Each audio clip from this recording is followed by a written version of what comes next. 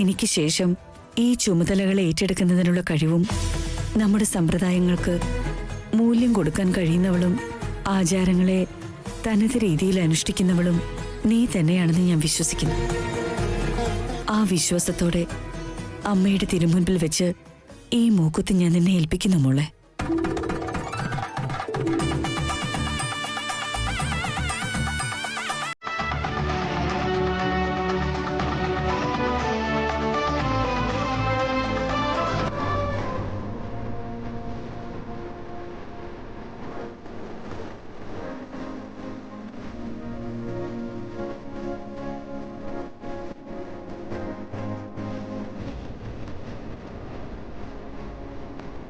മഹാമായേ, നീ എന്റെ മരുമകളെ ആശീർവദിക്കണേ അമ്മേ.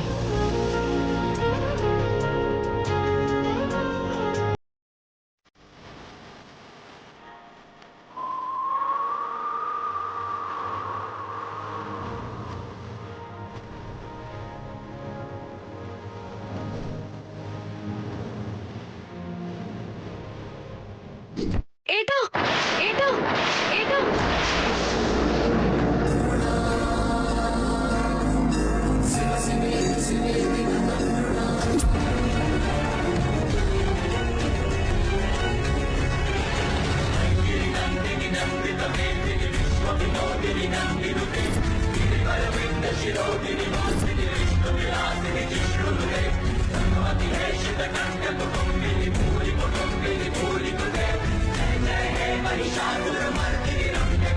അവനി,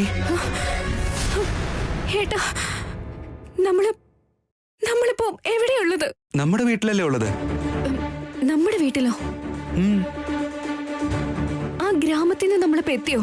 രാവിലെ തന്നെ പൂജകളുടെ ചടങ്ങൊക്കെ തീർത്തിട്ട് നമ്മൾ ഉച്ചയ്ക്ക് തന്നെ എത്തിയതല്ലേ ഇങ്ങോട്ട്. അപ്പോ മുക്കുത്തി എവിടെ?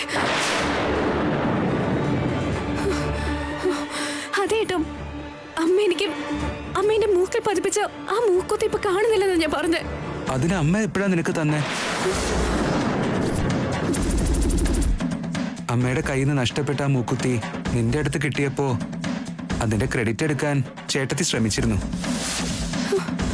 ഞാൻ അവിടെ സത്യം പറഞ്ഞതാ. അമ്മ മാല തരാൻ വന്നപ്പോ താനല്ലേ വേണ്ടാന്ന് പറഞ്ഞു. അവിടെ നടന്നതേ ഇത് തന്നെ. പിന്നെ താനെന്താ ഇപ്പോ അമ്മ മൂക്കുത്തി തന്നൊക്കെ പറയുന്നേ? അല്ല സ്വപ്നം കണ്ടോ? സ്വപ്നോ? പിന്നെന്താ പറയാ, നമ്മൾ ഏറ്റവും കൂടുതൽ ആഗ്രഹിക്കുന്ന, നടക്കണമെന്ന് വിചാരിക്കുന്ന കാര്യം നമ്മുടെ സ്വപ്നത്തിൽ എപ്പോഴും വന്നുകൊണ്ടിരിക്കും. അച്ഛനോടും അമ്മയോടും ഒക്കെ ഏട്ടൻ നമ്മുടെ കല്യാണക്കാരൻ പറഞ്ഞതുപോലെ അവര് വഴക്കൊന്നും പറയാതെ നമ്മളെ മനസ്സിലാക്കിയതുപോലെ മനോഹരമായിട്ടുള്ളൊരു സ്വപ്നം കണ്ടു. അമ്മ എന്നെ അമ്മയുടെ അടുത്തേക്ക് വിളിച്ച് ആശീർവദിച്ചതുപോലെ അത്ഭുതകരമായൊരു സ്വപ്നം കണ്ടു. എന്നെ ഒരു മരുമകളായി അംഗീകരിച്ച് അമ്മയെ സാക്ഷി നിർത്തി ആ മൂക്കുത്തി എനിക്ക് തന്നതുപോലെ എത്രയോ സുന്ദരമായിട്ടുള്ള ഒരു സ്വപ്നം കണ്ടു. അമ്മ എന്നെ ഇങ്ങനെ അമ്മയുടെ അടുത്തേക്ക് വിളിച്ചത് സത്യമായിട്ടും അന്ന പൊന്നീശ്വരി എനിക്ക് കരുണാ കടാക്ഷങ്ങൾ ചൊരിഞ്ഞതുപോലെ ഒരുപാട് സന്തോഷം തോന്നിയേട്ടാ. നിങ്ങൾ എന്റെ കയ്യിൽ ധരിപ്പിച്ച ഈ വളകളില്ലേ, അതിന്റെ മഹത്വം കൊണ്ടായിട്ടാ ഇതെല്ലാം സംഭവിച്ചതെന്നും ഞാൻ ഒരുപാട് സന്തോഷിച്ചിരിക്കായിരുന്നു ഏട്ടാ. എന്റെ സ്വപ്നം സത്യമാകുന്നത് ഇനി എപ്പോഴായിരിക്കും ഏട്ടാ? എന്റെ മനസ്സിനുള്ളിലെ ഈ വേദന, എന്റെ ചിന്തകളിലെ വിഷാദം, എന്റെ ഉള്ളിലെ മാനസിക സംഘർഷങ്ങൾ, ഇതെല്ലാം എപ്പോ തീരും ഏട്ടാ? പറയേട്ടാ. അമ്മയ്ക്ക് തന്നെ ഒരുപാട് ഇഷ്ടാവുന്നുണ്ട്. താൻ കാണുന്ന സ്വപ്നങ്ങളൊക്കെ എന്തായാലും നടക്കും. ഇനി വേറൊന്നും ആലോചിക്കാതെ താൻ സമാധാനായിട്ട് കിടക്ക്. കേട്ടല്ലോ? കിടക്കവനീ. ഏട്ടന് കുറച്ചു നേരോടെ ഇവിടെ നിന്നോടെ. നാളേക്കൊരു പ്രൊജക്ട് ഉള്ളതുകൊണ്ട് അതിന്റെ വർക്ക് ഹാളിലിരുന്ന് ചെയ്യുമായിരുന്നു. അപ്പോഴാ നിന്റെ ശബ്ദം കേട്ടെ. ഞാൻ എത്ര പേടിച്ചു എന്നറിയോ നിനക്ക്? തന്റെ കൂടെ ഇരിക്കണമെന്നുണ്ട്, പക്ഷേ എപ്പോഴാ ആരാ കയറി വരാന്നറിയില്ല. ഞാൻ പുറത്തന്നെ ഉണ്ടാവും. എന്തെങ്കിലും ആവശ്യം വന്നാൽ വിളിച്ചാൽ മതി.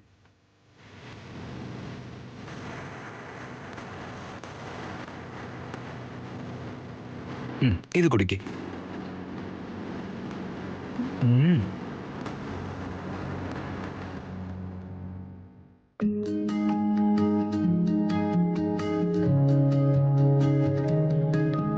ഇനി കിടന്നോട്ടോ.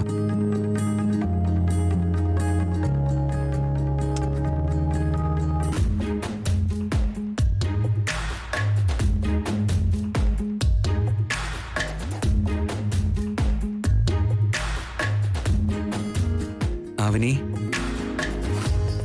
ശ്രദ്ധിക്കട്ടോ.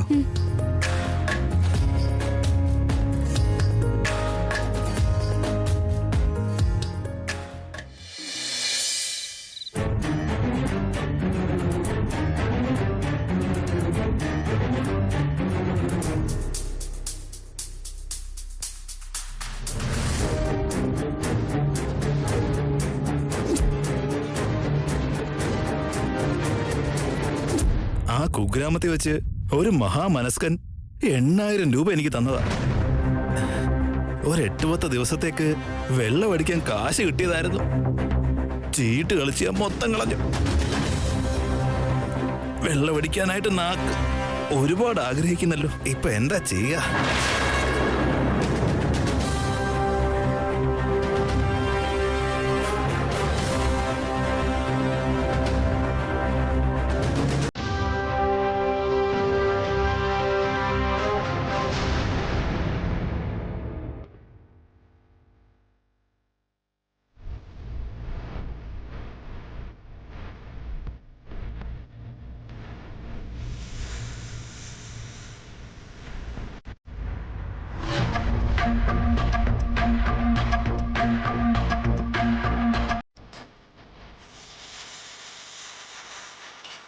ഇപ്പൊ ഇവൾ എവിടെയാ പൈസ ഒളിപ്പിക്കുന്നത്?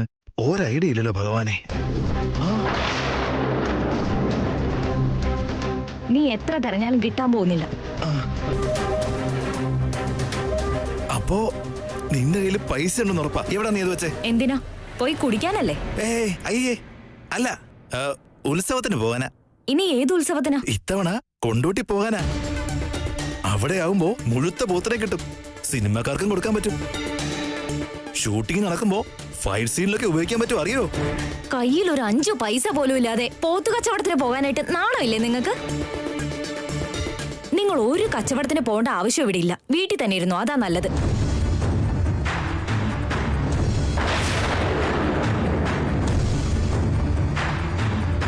പൈസ ഒളിപ്പിച്ചത് അതിനകത്താ. വിടാനല്ലേ പറഞ്ഞത്? വിടാൻ.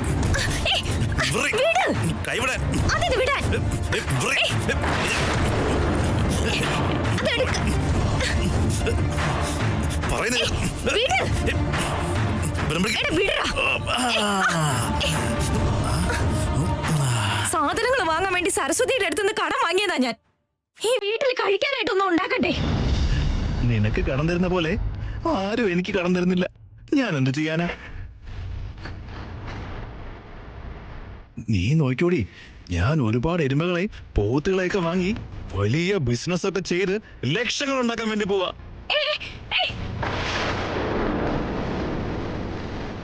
ബായ് ചക്കരെ, 4 ദിവസം കഴിയുമ്പോ അച്ഛൻ വരാം. അച്ഛനെ കുറിച്ച് ഓർത്ത് വിഷമിക്കല്ലേ. അച്ഛൻ പോയിട്ട് വരാട്ടോ.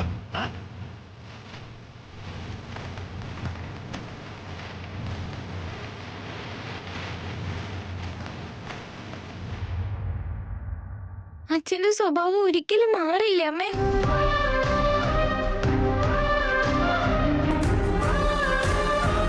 നിന്റെ അച്ഛന്റെ സ്വഭാവം മാറുമെന്ന് ആഗ്രഹിക്കുന്നത് നമ്മുടെ തെറ്റാ മോളെ.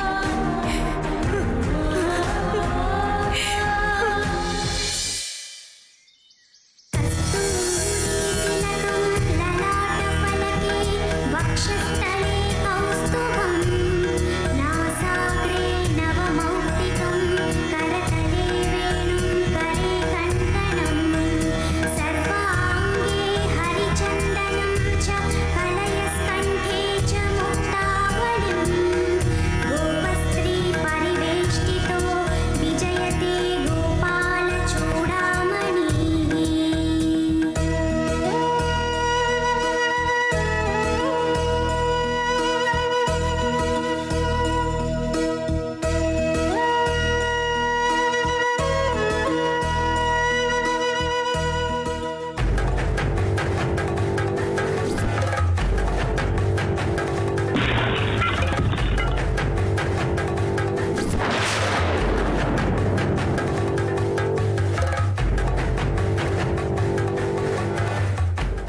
അമ്മയ്ക്ക് ഇപ്പൊ തീരെ ഇഷ്ടമില്ലാത്തൊരു സമയമാണ്.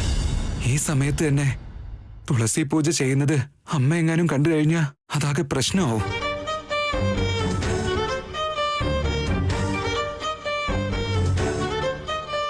താനിപ്പോ എന്തിനാ തുളസി പൂജ ചെയ്തേ? എന്തേട്ടാ ചെയ്യാൻ പാടില്ലേ? അല്ല, അത് ഈ വീട്ടിലുള്ളവർക്ക് ഞാൻ ഗസ്റ്റ് ആയിരിക്കും, പക്ഷെ ഈ വീട്ടിലെ അംഗമാണെന്ന് നിങ്ങൾക്കറിയില്ലേ. ഞാനിന്ന് ഓഫീസിലേക്ക് പോകുന്നതിന് മുമ്പ് എന്നും തുളസി പൂജ ചെയ്തിട്ടാ പോവാറുള്ളത്. അതായിരിക്കാം. എന്നാലും താൻ ഈ സമയത്ത് ഇങ്ങനെ പൂജയൊക്കെ ചെയ്ത എന്റെ ബോസ് വിളിക്കുന്നുണ്ടേ. 1 മിനിറ്റ്. Good morning sir. പറഞ്ഞോളൂ സർ. ഞാൻ ഈ തുളസി പൂജ ചെയ്യുന്നത് കണ്ട് എന്തിനായിരിക്കും ഇദ്ദേഹം ഇങ്ങനെ പേടിക്കുന്നത്? എടത്തി, അവനിക്ക് ഗ്രാമോത്സവത്തിൽ കിട്ടാനുള്ളത് നല്ലവണ്ണം കിട്ടിയിട്ടുണ്ട്. 2ാമത്തെ അടി കൊടുക്കാനുള്ള അടുത്ത ചാൻസിന് വേണ്ടി കാത്തിരിക്കാം. അതിനുവേണ്ടി നമുക്ക് ഇഷ്ടമല്ലെങ്കിലും അടുക്കള കയറുന്നോണ്ട് തെറ്റില്ല. അല്ലെങ്കിൽ അവളുടെ ഡോമിനേഷൻ അധികം ആവാൻ സാധ്യതയുണ്ട്. ആ പറഞ്ഞത് ശരിയാ. നടക്ക്. ചെല്ല്.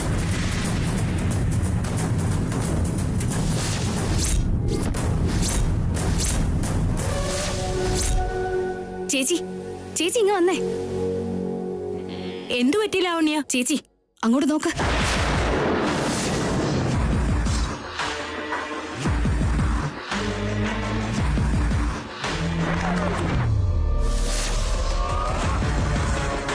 പൂജയൊക്കെ തുടങ്ങിയോ?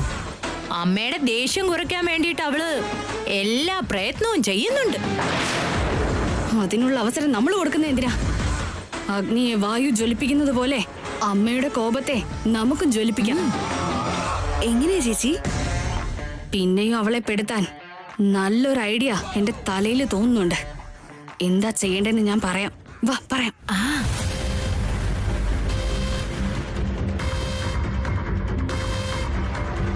എങ്ങനെയുണ്ട്? ബ്രഹ്മാസ്ത്രം പോലെ ഉണ്ട്. എന്നാ പെട്ടെന്ന് തന്നെ ഉപയോഗിച്ചേക്കാം. വാ.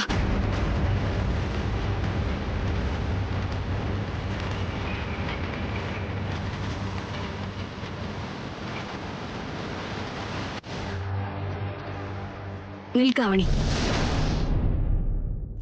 പൂജ ചെയ്യാൻ അത്രയ്ക്ക് ഇഷ്ടമാ?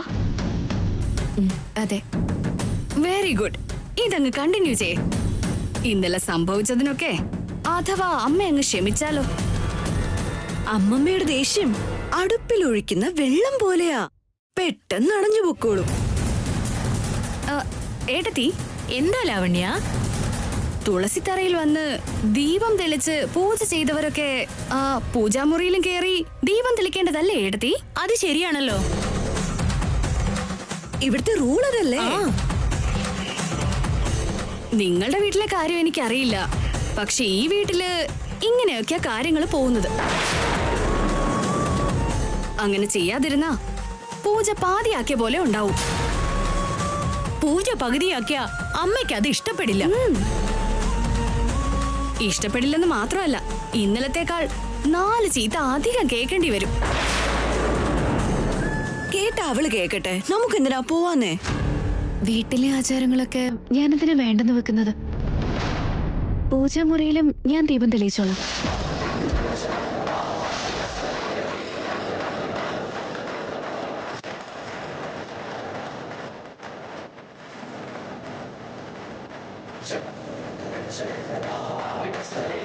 അമ്മയല്ലാതെ ആ മുറിയിലേക്ക് വേറെ ആരും കേറാൻ പാടില്ല. പക്ഷെ അവള് കേറാൻ പോവാ. ആ സീനിന്റെ റേഞ്ച് എത്ര ഉണ്ടാവുമെന്ന് കണ്ട് സന്തോഷിക്കാം. വന്നേ.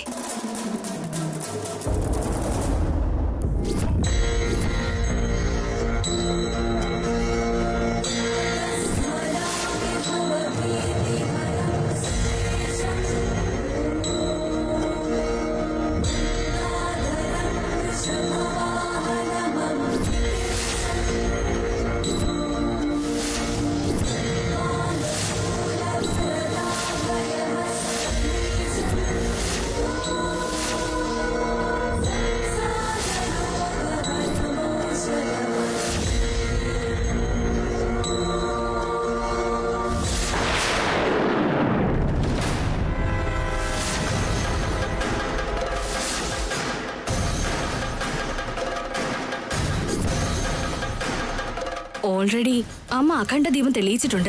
വൈകുന്നേരം വരെ അത് കെടാതെ നിന്ന് കത്തണം. പക്ഷേ ആവണി ആ റൂമിൽ കയറിയാൽ ഉടനെ തന്നെ ആ ദീപം അണഞ്ഞു പോണം. അമ്മയ്ക്ക് ഇവളൊരു അപശകുനമായി തോന്നണം. അതിനുശേഷം അമ്മയ്ക്ക് ആർക്കും തടുക്കാൻ പറ്റാത്തത്ര കോപം വരണം. അതോടെ ആവണി വീട്ടിൽ നിന്നും ഔട്ട്. കേൾക്കുമ്പോ തന്നെ എന്റെ മനസ്സ് കുളിരുന്നുണ്ട്. പെട്ടെന്നൊന്ന് കാണാൻ പറ്റിയാ മതിയായിരുന്നു. നമ്മൾ കരുതുന്നത് പോലെ പ്ലാൻ പെർഫെക്റ്റ് ആയിട്ട് നടക്കണം. ഓക്കെ? ഓക്കേ.